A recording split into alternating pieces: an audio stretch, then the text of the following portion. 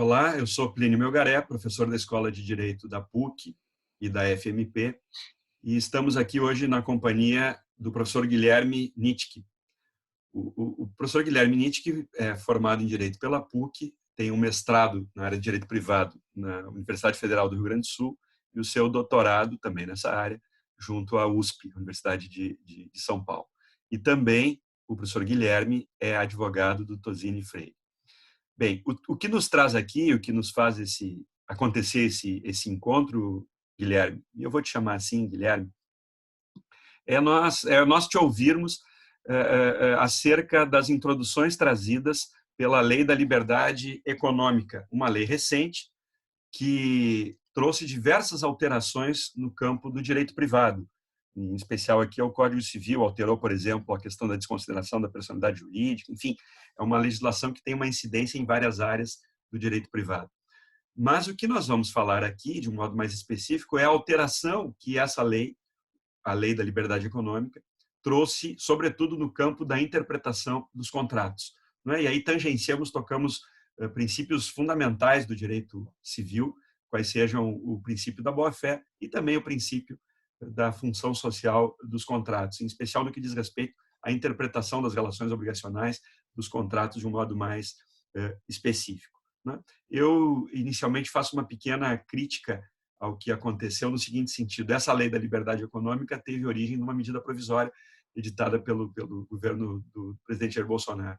E a única observação preliminar que eu faço é que não me parece adequado fazermos alterações no Código Civil pela via da medida provisória, né? Se suprime uma série de discussões, ou seja, pela forma de edição da medida provisória, se suprime um processo de debates que envolve, de um modo maior, a sociedade. Né? Mas, enfim, é o que temos, é o que está aí. Foi convertida em lei a Lei da Liberdade Econômica. Portanto, Guilherme, teremos muita satisfação, muito prazer em te ouvir sobre essa temática, a Lei da Liberdade Econômica e a sua repercussão no campo da interpretação dos contratos.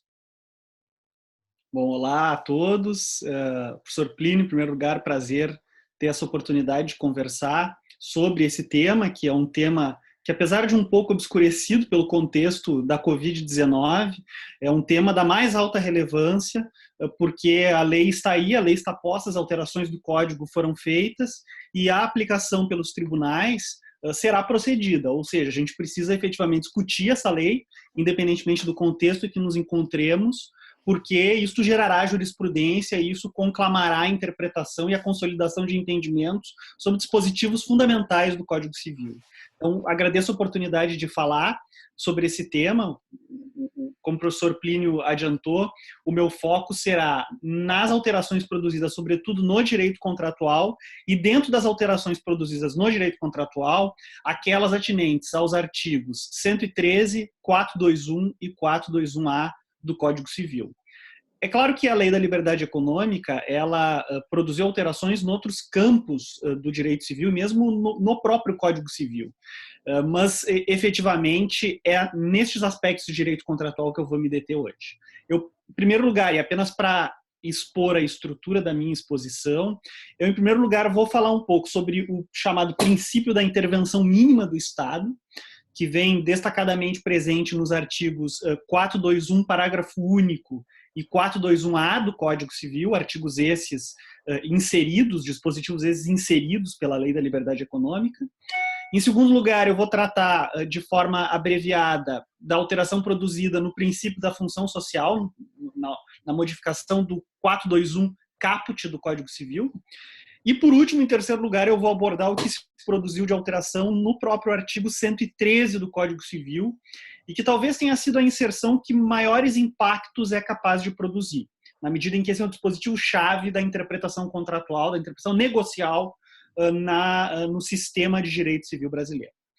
Mas antes de eu entrar nesses tópicos específicos, eu queria fazer 3 observações gerais sobre a Lei da Liberdade Econômica e que servem para o todo da minha exposição. Primeira observação geral, que é necessário deixar aqui bastante consolidada, é que a técnica legislativa empregada não é de boa qualidade.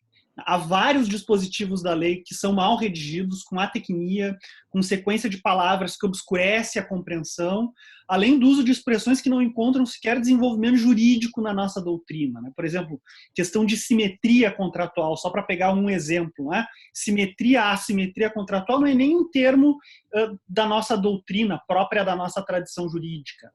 Isso é claramente produto de redatores que não eram e não são juristas, de legisladores que não vêm principalmente do direito.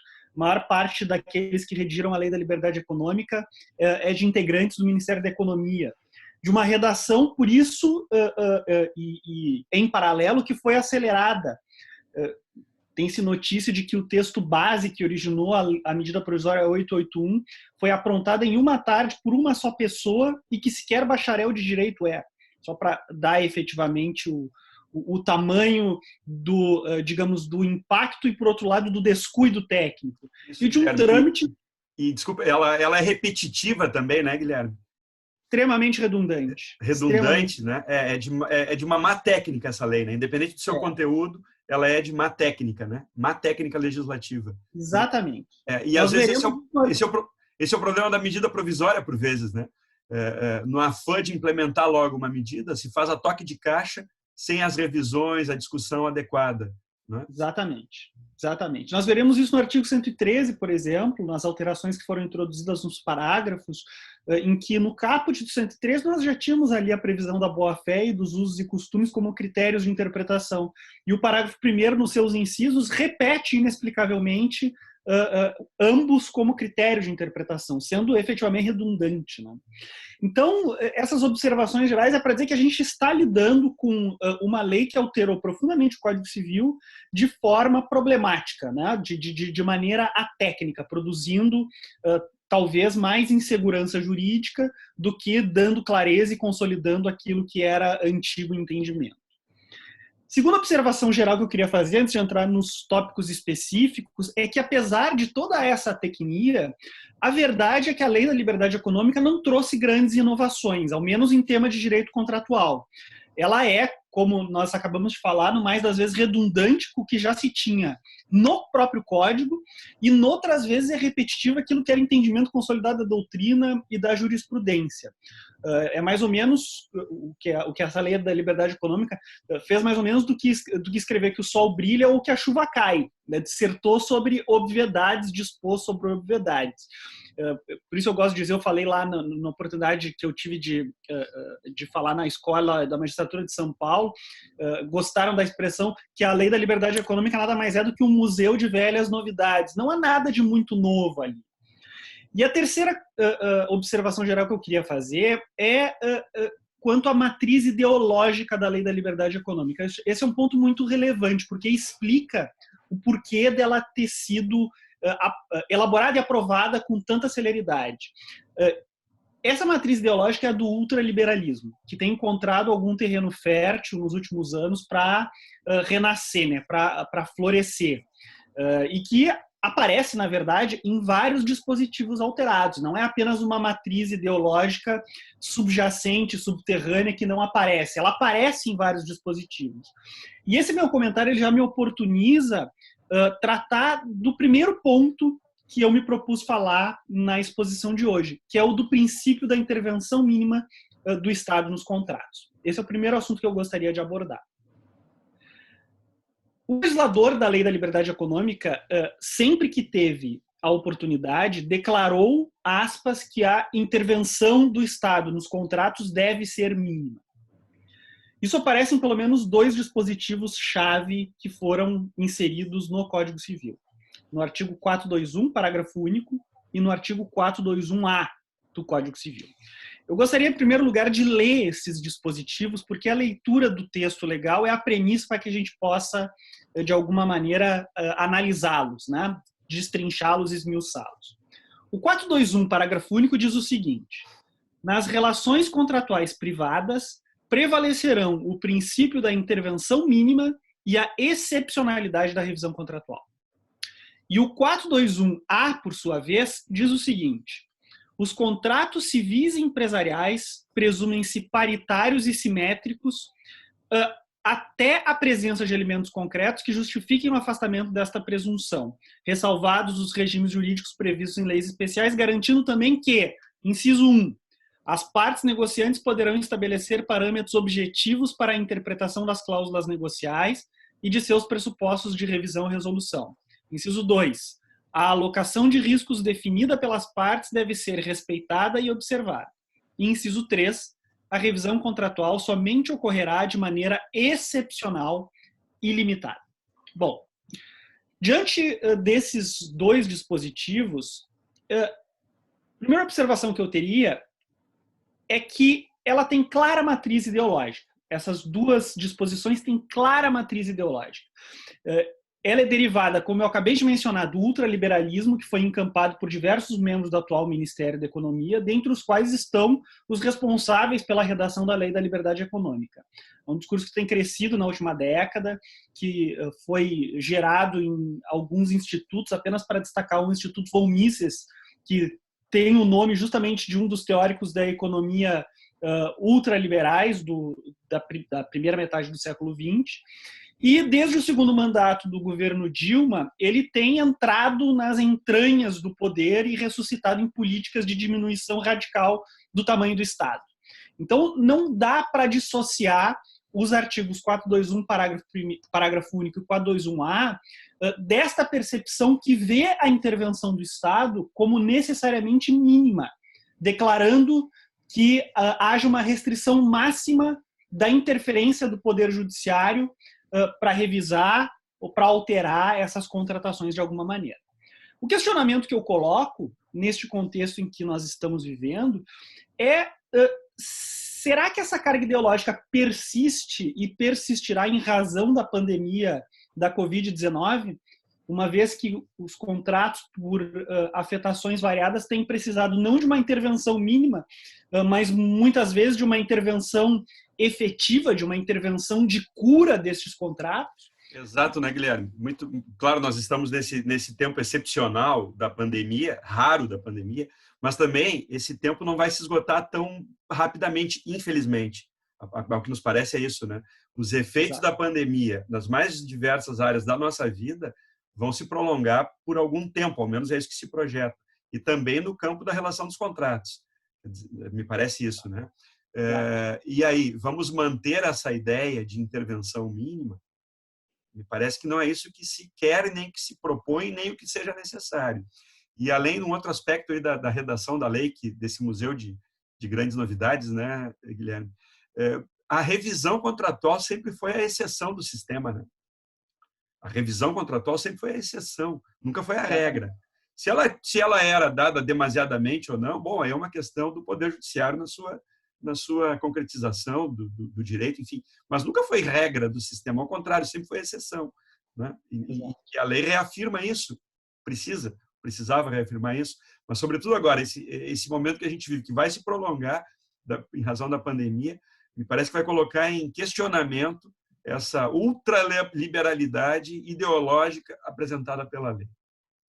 Sem dúvida. Basta pensar, isso tem se discutido muito, né, por juristas e pelo Poder Judiciário mesmo, agora, nesses últimos meses, os contratos afetados por impossibilidade superveniente da prestação ou por excessiva onerosidade, claro, a depender das peculiaridades concretas de cada um desses contratos, mas, enfim, está se discutindo justamente maneiras de intervenção nos contratos, para preservação do equilíbrio econômico ou para, eventualmente, a preservação das condições financeiras, econômicas de um ou de ambos os polos.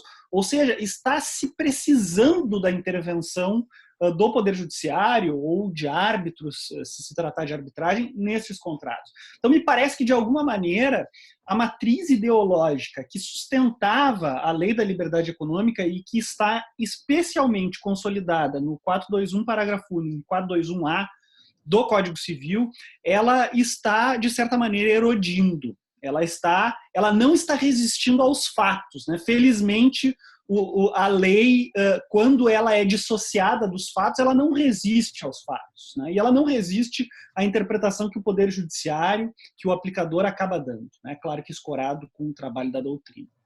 Isso me permite passar para uma segunda observação sobre esses dois dispositivos, e que é uma observação independente da matriz ideológica. Digamos que não houvesse essa matriz ideológica. A pergunta que se faz é: houve alteração na sistemática do direito civil trazida pelos artigos 421, parágrafo único, e 421-A, introduzido pela Lei da Liberdade Econômica? Me parece que, sob uma perspectiva geral, em primeiro lugar, a resposta é não. O chamado princípio da intervenção mínima do Estado nos contratos, ele não é novo, ele nada inova. Apesar dele não ter sido jamais declarado como um princípio geral, o fato é que no nosso sistema a autonomia privada sempre foi a regra e o dirigismo contratual a exceção. E aqui cabe um parênteses, né? Dirigismo contratual, eu quero conotar justamente aquela interferência da lei e do juiz na conformação dos contratos, como o professor Serpa Lopes costumava classificar, um dirigismo que atua de forma compressiva e expansiva. Compressivamente, ele muitas vezes, o dirigismo, a intervenção da lei e do juiz, dita limites ao exercício da autonomia privada, dizendo que não pode constar da disciplina de certos contratos. Como, por exemplo, a possibilidade do locador reaver o imóvel durante o prazo estipulado no contrato de locação, a proibição expressa no artigo 4º da Lei de Locações, ou seja, um limite para o exercício da autonomia privada. Ou a proibição, por exemplo, de que em contratos por adesão haja cláusulas estipulando renúncia antecipada a direito do aderente. É uma proibição, um limite que o dirigismo estabelece a autonomia privada no artigo 424. Mas esse dirigismo também pode ser expansivo, ou seja, um dirigismo que impõe que certos contratos tenham tais ou quais cláusulas, fazendo com que cogentemente estas regras regulem, disciplinem a relação das partes. Por exemplo, na Lei da Representação Comercial, o artigo 27 estipula uma série de disposições que devem obrigatoriamente constar dos contratos de representação comercial para a proteção do representante.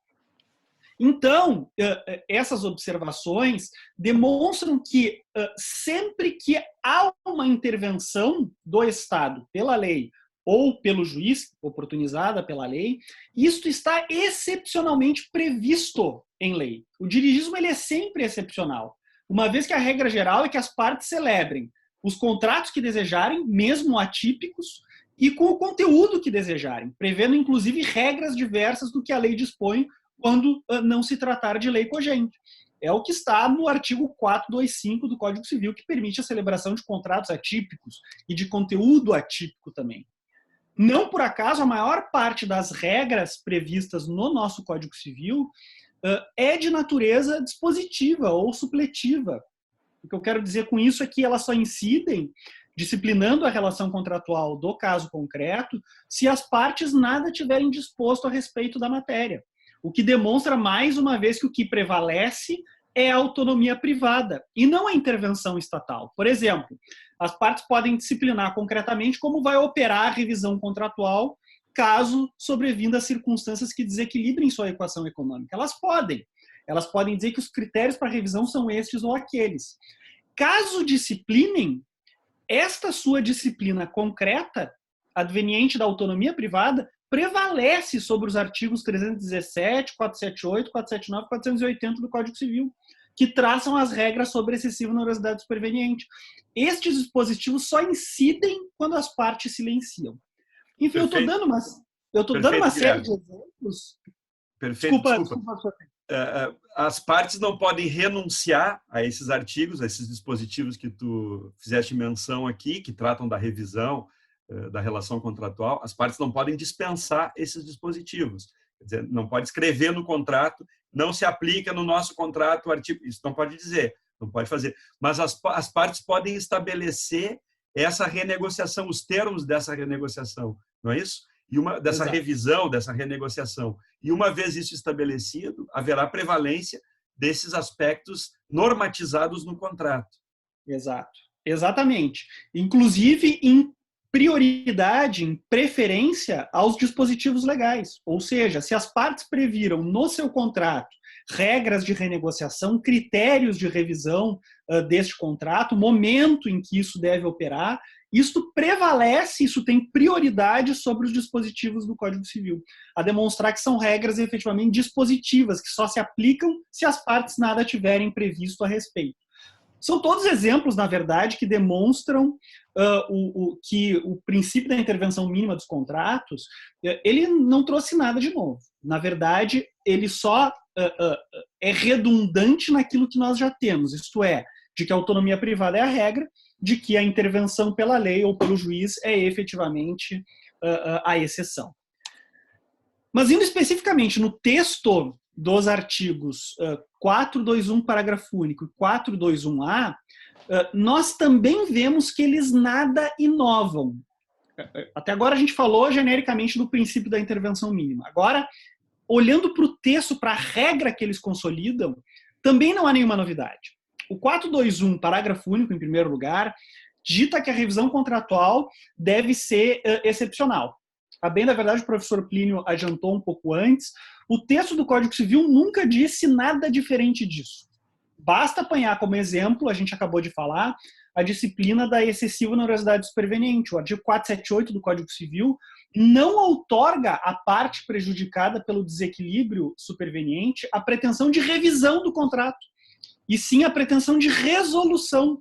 Ou seja, o Código não previa a revisão contratual, a interferência do Poder Judiciário, como prioritária. Pelo contrário, o 479 só outorga o reequilíbrio se a parte adversa contrapropuser a redução equitativa do contrato.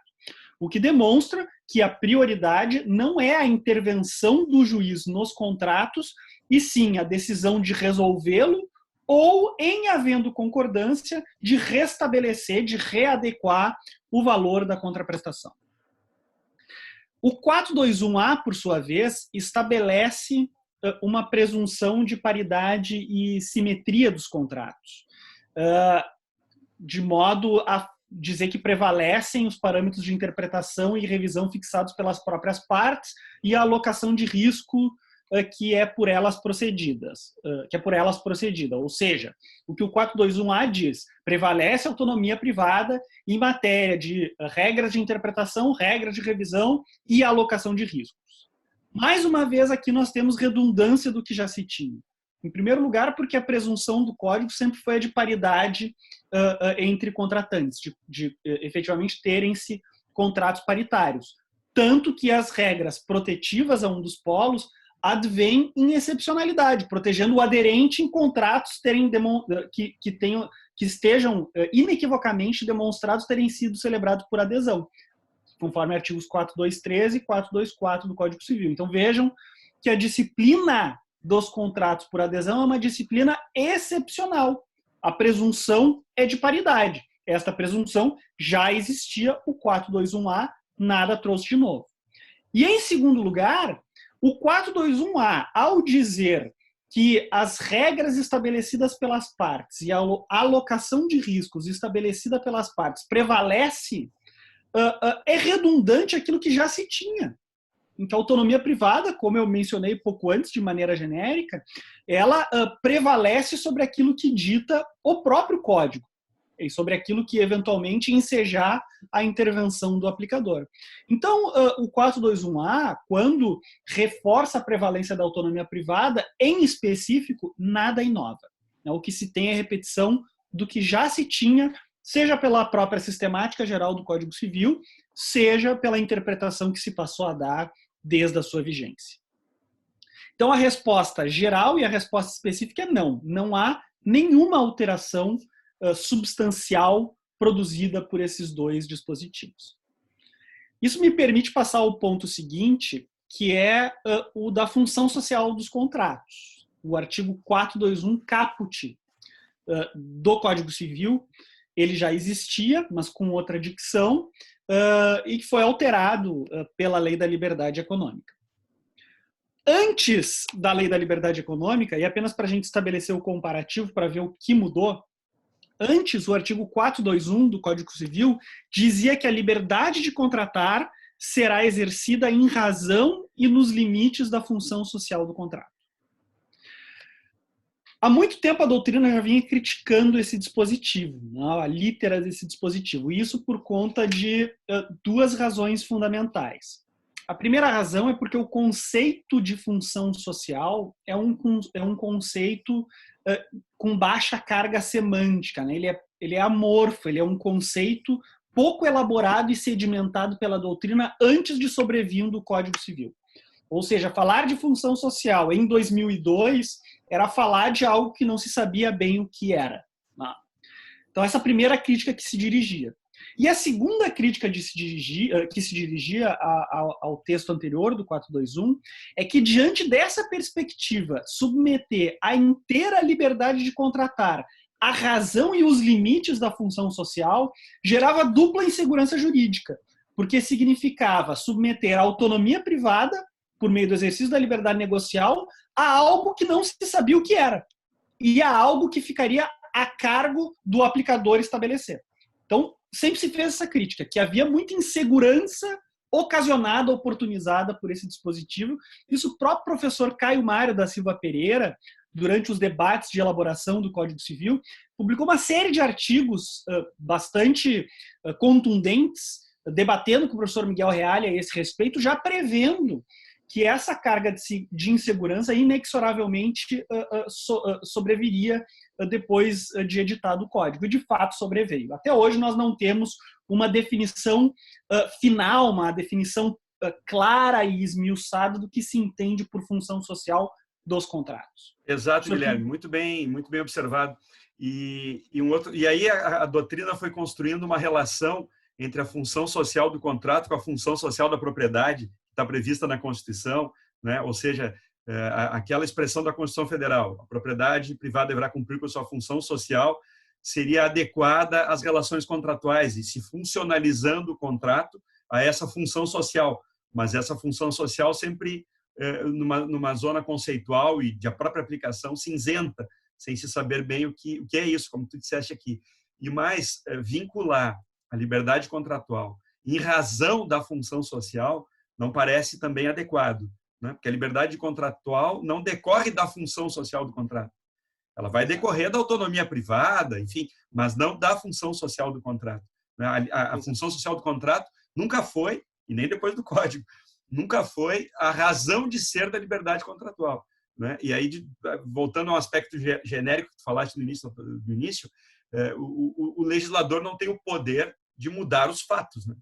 Ele não tem o poder de dizer que o direito não pode dizer que o Sol é quadrado, não pode. E se disser, o Sol vai continuar sendo redondo, felizmente. Felizmente. Mas então é isso. Mas essa crítica já era feita e já estava, me parece, sedimentada tanto na doutrina quanto na jurisprudência, né, Guilherme? Exatamente. O que fez, na verdade, justamente na esteira dessa crítica, o que fez a Lei da Liberdade Econômica foi, na verdade, quase nada, foi pouquíssimo, porque o texto que agora se tem, ele é sem a expressão em razão da função social. O que se tem agora é a liberdade contratual será exercida nos limites da função social do contrato, que parece ser uma sutil distinção, mas é fundamental, porque é a velha discussão que remonta a meados do século XX, de que se a liberdade contratual tem limites internos ou limites externos. O artigo 421, na sua original redação, partia da teoria do pressuposto de que os limites são não só externos, mas também internos, ou seja, que a própria razão do exercício da liberdade contratual é social. E o que agora se produziu em função de toda a crítica que se estabeleceu é de que não, que a liberdade contratual ela é incondicionada internamente, mas ela é limitada, ela é funcionalizada por aquilo que houver de barreira externa. Ou seja, a liberdade contratual não se exerce mais em razão, mas nos limites da função social. O que deflagra que a função social se tenta estabelecer, atribuir uma função de limitação do exercício de direitos, mais ou menos como os parâmetros estabelecidos pelo artigo 187 do Código Civil, para que se avalie se houve abuso da posição contratual ou não. Como a função social começa a servir de limite, transpassado o limite, eu consigo detectar que houve abuso da posição contratual. Mas não porque ela tenha sido exercida em descompasso a algo que era intrínseco a ela, mas sim que ela foi exercida de modo a afetar esferas jurídicas alheias e, portanto, em descompasso aquilo que se define como função social. Essa exclusão, na verdade, como nós falamos, ela nada mais faz do que consolidar uma crítica antiga. Professores como o próprio Antônio Junqueira de Azevedo, depois do Código, já propunha essa redação que agora se tem. Então, o que se tem, na verdade, é nada mais, nada menos do que aquilo que já se aplicava, do que aquilo que já se interpretava.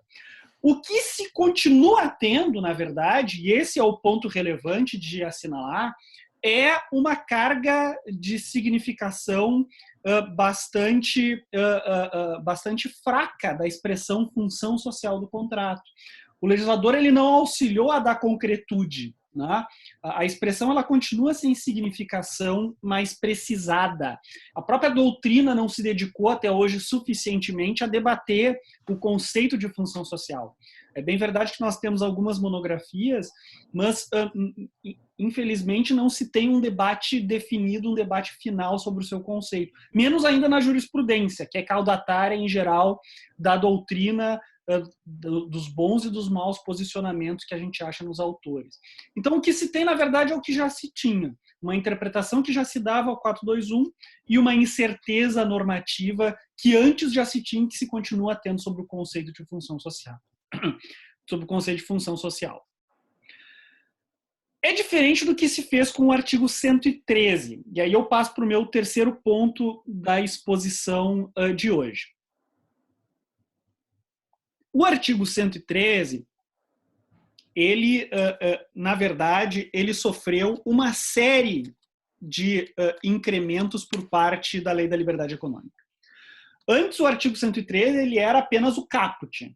Ele era apenas o que dizia que os negócios jurídicos devem ser interpretados conforme a boa-fé e os usos do lugar de sua celebração.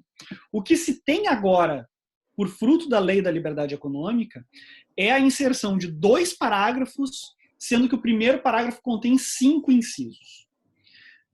Só para que a gente comece pela leitura, sempre partindo da premissa de que o ponto inicial de qualquer análise tem que ser a letra da lei, o parágrafo primeiro diz o seguinte: a interpretação do negócio jurídico deve lhe atribuir o sentido que, inciso 1, for confirmado pelo comportamento das partes posterior à celebração do negócio, inciso 2, corresponder aos usos, costumes e práticas do mercado relativas ao tipo de negócio, inciso 3, corresponder à boa-fé, inciso 4, for mais benéfico à parte que não redigiu o dispositivo ser identificável, e inciso 5, que é a maior atrocidade desse dispositivo, corresponder a qual seria a razoável negociação das partes sobre a questão discutida, inferida das demais disposições do negócio e da racionalidade econômica das partes, consideradas as informações disponíveis no momento de sua celebração. E o parágrafo 2º, por fim, diz que as partes poderão livremente pactuar regras de interpretação, de preenchimento de lacunas e de integração dos negócios jurídicos diversas daquelas previstas em lei. Bom, à luz dessa lista de dispositivos inseridos, que quase que tiram o nosso fôlego, seja na atecnia, seja na redundância, eu tenho primeiro 2 comentários mais gerais e depois a gente pode passar muito rapidamente, em específico, cada um desses incisos. Sob o ponto de vista geral, é importante notar, em primeiro lugar, que os dispositivos inseridos, principalmente no parágrafo 1º do artigo 113, se localizam enquanto disciplina geral, ou seja, eles incidem para a interpretação de todo e qualquer negócio jurídico. Isso é o que denuncia a própria estrutura. Eles fazem parte do Código Civil, ou seja, diploma central, direito privado, e na parte geral, no capítulo dos fatos jurídicos, no título dos negócios jurídicos. Ou seja, ele incide a todo e qualquer negócio jurídico de que a parte especial do Código Civil trate. Isso demonstra a importância e a abrangência da alteração que se produz. e efetivamente da eficácia que geram esses dispositivos.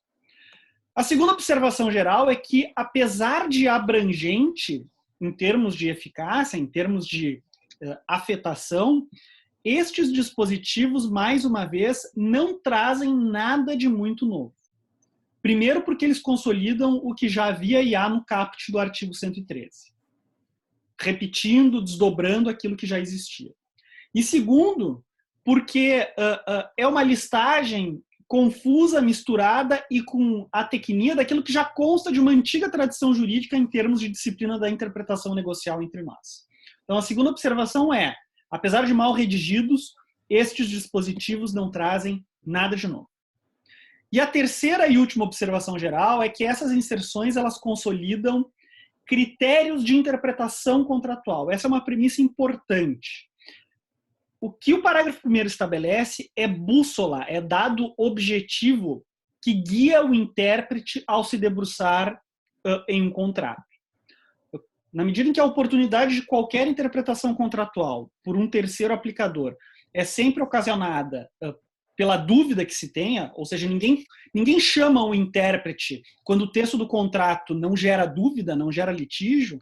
Pelo contrário, a premissa é de que há dúvida e de que, portanto, o intérprete deve definir o sentido daquela disposição contratual que se tornou indefinível para as partes. Ele necessariamente deve se guiar por critérios objetivos. E é estes critérios que estão consolidados, já estavam no 113 caput, e que agora vêm duplamente consolidados nos incisos do parágrafo 1º. Então, a terceira observação geral que eu gostaria de fazer, e deixar bastante marcado, é que no parágrafo 1º do artigo 113, o que nós temos é uma lista de critérios de interpretação, isto é, um guia, um método que deve nortear a atuação do intérprete, do terceiro chamado para decidir aquele conflito, quando efetivamente surgir uma dúvida interpretativa. E é claro, quando ele tiver, a partir dessa dúvida interpretativa, de definir se resolve o contrato por inadimplemento, se revisa o contrato, se reconhece que efetivamente deve haver extirpação de cláusulas nulas, enfim, para todos os fins que a interpretação contratual serve. Tendo isso em vista, e percebendo que estes critérios estabelecidos no parágrafo 1º do artigo 113 são critérios de interpretação, é que a gente pode passar a falar muito rapidamente, em específico, sobre cada um desses incisos. O parágrafo 1º diz que a interpretação do negócio jurídico deve lhe atribuir o sentido que, inciso 1º, for confirmado pelo comportamento das partes posterior à celebração do negócio. O que se tem aqui é um critério, é o critério mais autêntico de interpretação do negócio jurídico. Ou seja, o primeiro critério de interpretação que consta do inciso 1º é de que o intérprete deve olhar para como as partes executaram, colocaram em marcha a disposição contratual. Por isso que é a interpretação mais autêntica, porque ela é dada pelas próprias partes. Como elas executaram aquilo que era a disciplina contratual.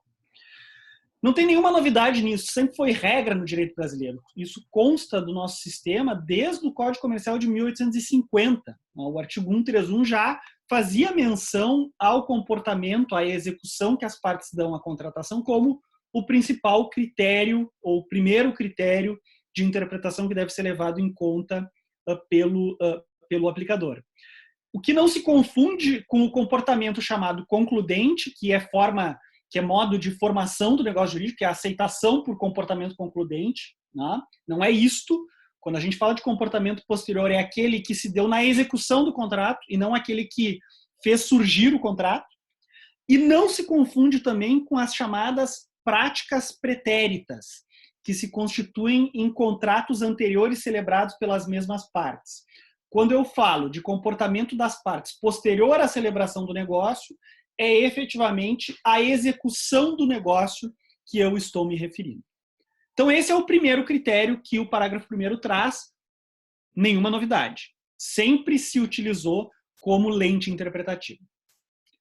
O inciso 2, por sua vez, e avançando, fala do sentido que corresponder aos usos, costumes e práticas do mercado relativas ao tipo de negócio.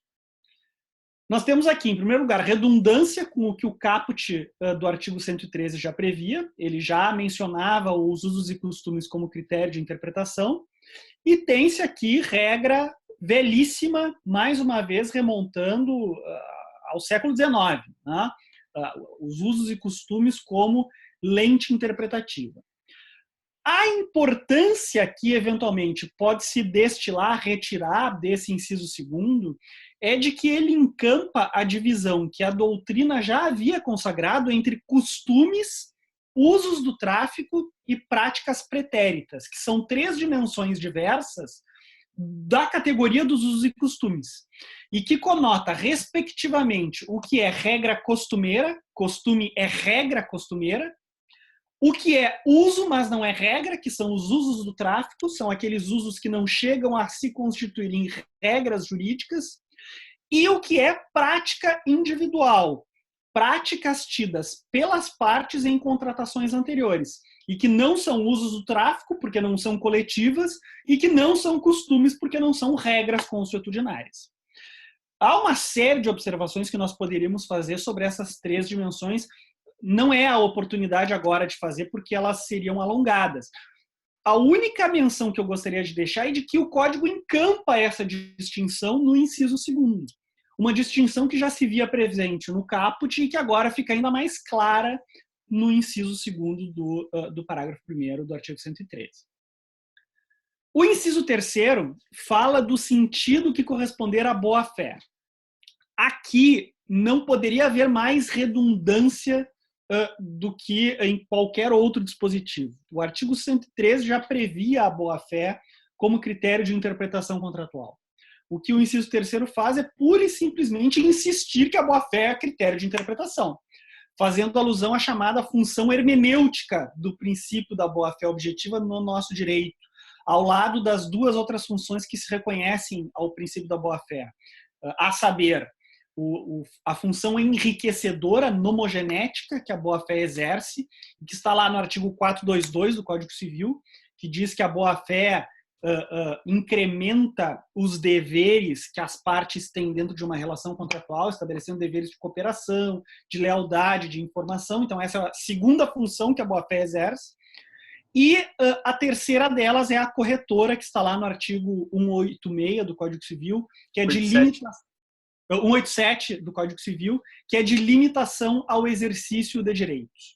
Ou seja, na verdade, o que nós temos aqui, no inciso 3º, é o reconhecimento de que, dentre estas 3 funções, uma delas é a função hermenêutica. A boa-fé servir de lente interpretativa do negócio jurídico, de modo a perceber o comportamento das partes e de utilizar o critério para analisar o comportamento das partes, o comportamento leal, do homem probo, daquele que gera confiança legítima na expectativa, que gera confiança legítima na esfera da parte adversa. O inciso 4º, por sua vez, fala do sentido que for mais benéfico à parte que não redigiu o dispositivo, se identificável, estabelecendo assim a regra geral de interpretação contra proferentem, ou seja, contra aquele que redigiu o dispositivo.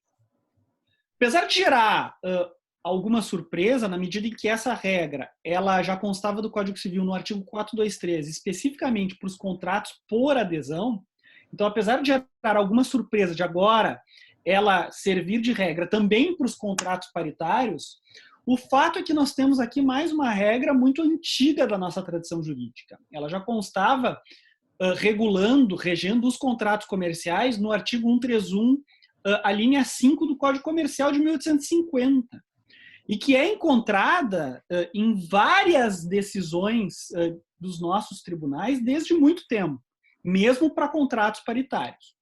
Então, nós não temos, mais uma vez, nenhuma novidade aqui. O problema é que o dispositivo ele não estipula pressupostos para que eu possa aplicar a regra da interpretação contra proferentem em contratos paritários, o que pode ensejar uma aplicação até mais concessiva do que a regra que protege o aderente. E por isso a doutrina e a jurisprudência aqui têm uma importância especialmente grande. A doutrina e a jurisprudência terão de construir critérios que digam quando eu posso utilizar a regra da interpretação contra proferentem em contratos paritários. Eu arriscaria dizer que essa regra ela só pode ser aplicada quando presentes 3 pressupostos. Em primeiro lugar, que seja naturalmente um contrato paritário, porque para os contratos por adesão nós já temos a regra do artigo 423. Em segundo lugar, que deve haver necessariamente ambiguidade ou contradição no contrato, não sendo suficiente a mera dúvida, que é o que queria a medida provisória 881, que felizmente foi alterada. Ela queria que, em caso de qualquer dúvida, já se procedesse à interpretação contra proferentem, o que seria um ensejo para procedê-la em qualquer hipótese, porque não há litígio sobre contrato que não esteja escorado numa dúvida sobre o contrato, sobre o conceito, sobre o significado do dispositivo. Então, o segundo pressuposto é de que haja mais do que dúvida, é de que haja ambiguidade ou contradição, senão a gente teria mais permissividade do que nós temos para os contratos por adesão. E, em terceiro lugar, e esse é o mais importante dos pressupostos, que haja evidência clara, inequívoca, do domínio de uma das partes durante a fase negocial para a redação do dispositivo em questão. O que é uma prova muito difícil de ser produzida. Por isso que, de fato, é uma regra de interpretação que deve e que deverá ser absolutamente excepcional, na medida que a gente está falando, repito, de contratos paritários, ou seja, daqueles em que se presume uma paridade negocial, em que, ainda que uma das partes tenha redigido circunstancialmente um ou outro dispositivo, isto entra no todo de concessões próprias da negociação, não é?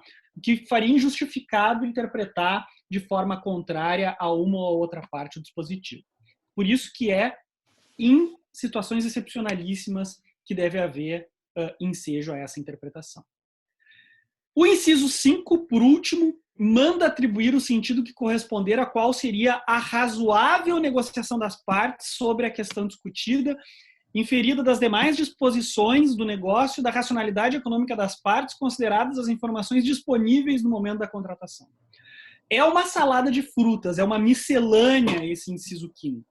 Primeiro porque ela mistura diferentes critérios de interpretação. Fala de interpretação sistemática, inferida das demais disposições do negócio, isso é interpretação sistemática, e alude à dimensão da racionalidade econômica das partes, o que não encontra o menor desenvolvimento na nossa tradição jurídica, sendo claramente um enxerto aqui de conceitos de law and economics próprio da tradição jurídica norte-americana. Como ler, então, esse dispositivo com tamanha confusão? E, sendo muito breve, esse dispositivo deve ser lido, em primeiro lugar, como remetendo à interpretação sistemática, ou seja, eu devo interpretar um dispositivo à luz dos outros dispositivos, porque ele é partícula do todo, e, em segundo lugar, como remetendo aos critérios do objeto e do fim do negócio jurídico, que revelam a racionalidade econômica subjacente ao conteúdo negocial.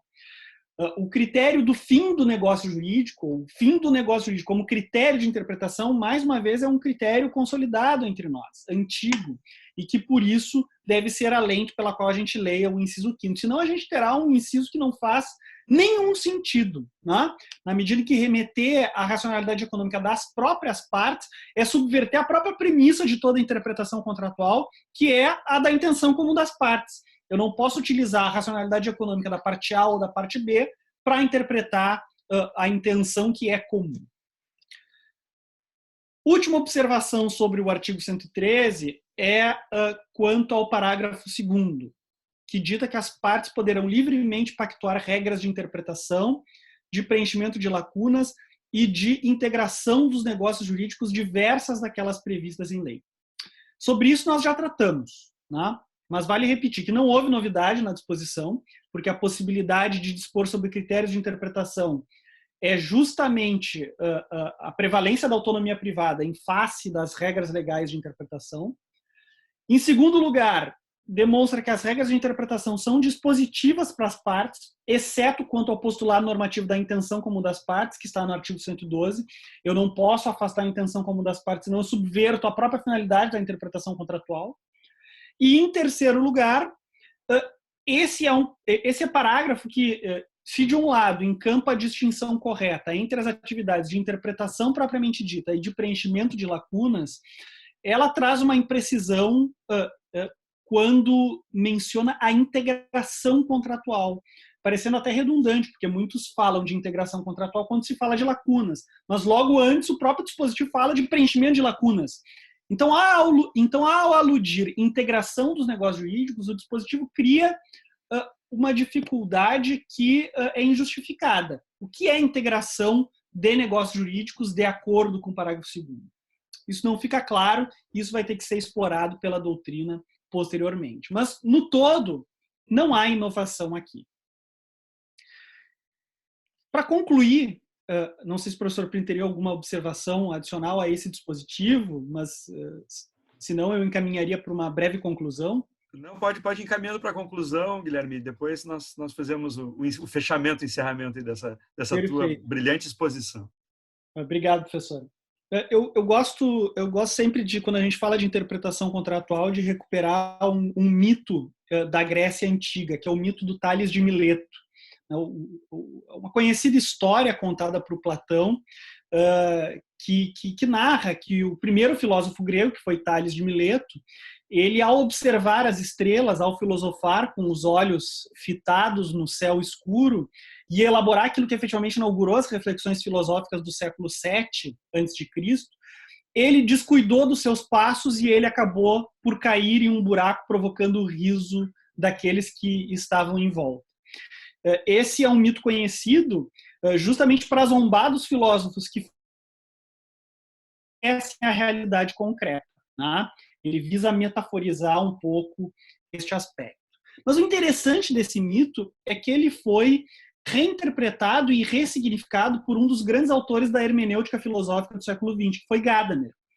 Gadamer, em uma de suas lições, diz que, na verdade, o mito está errado. Mito verdadeiro, a história verdadeira, diz Gadamer, é que Tales de Mileto não caiu em um buraco. É que Tales de Mileto entrou propositalmente em um buraco para observar as estrelas, para que a partir das paredes desse buraco conseguisse notar o movimento, conseguisse anotar as trajetórias, que a partir deste método ele conseguisse efetivamente fazer as observações empíricas a que ele se propunha. O que Gadamer ensinava a partir dessa alegoria, digamos assim, é que só se interpreta com critérios racionais, é que só se consegue visualizar, é que só se consegue proceder hermeneuticamente com método, o que é uma lição deveras significativa, já que muitas vezes se atribui a Gadamer certa ausência de método, né? A lição dele é justamente oposta, a lição dele é que só se interpreta com método. Só com método se interpreta contrato, só com método se respeita a intenção comum das partes. Só com critérios de interpretação claros é que eu fujo da discricionariedade do subjetivismo do intérprete. É isso que nós já tínhamos em nossa tradição jurídica. É isso o que a Lei da Liberdade Econômica tentou consolidar.